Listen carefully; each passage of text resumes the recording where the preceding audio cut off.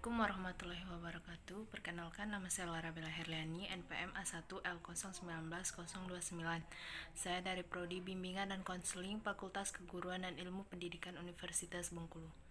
Baiklah, di sini saya akan menyampaikan mengenai 5 admin AUM umum atau 5 awalan pengadministrasian instrumen pelaksanaan AUM umum.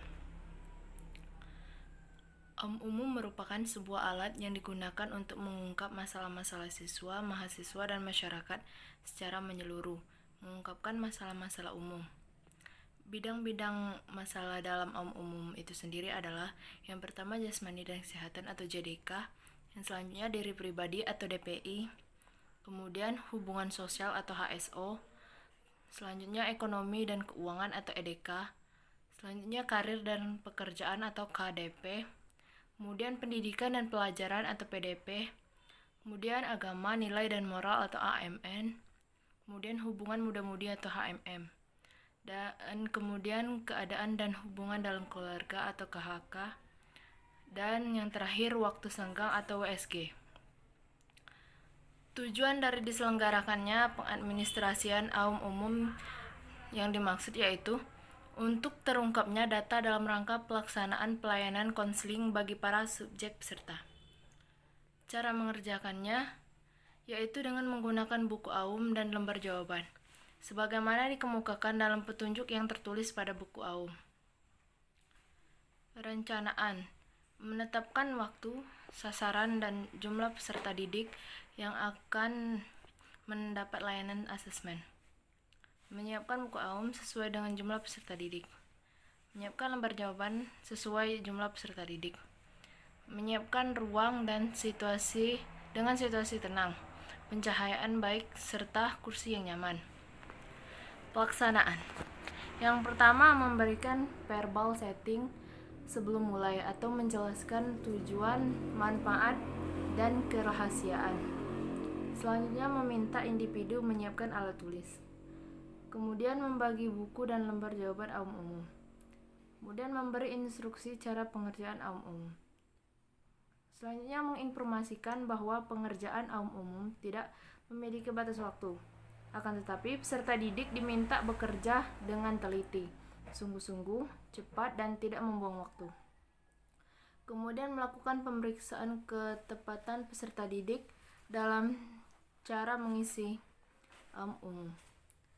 Kemudian mengumpulkan kembali buku dan lembar jawaban hasil pengisian. Lembar jawaban yang dikumpulkan diteliti apakah telah dikerjakan dengan lengkap. Cara mengolah. Yang pertama, konselor melakukan pengelolaan hasil AUM dengan melakukan penghitungan secara kuantitatif.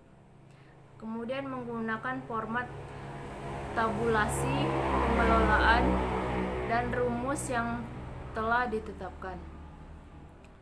Selanjutnya, berdasarkan hasil pengelolaan secara kuantitatif, konselor melakukan analisis kualitatif.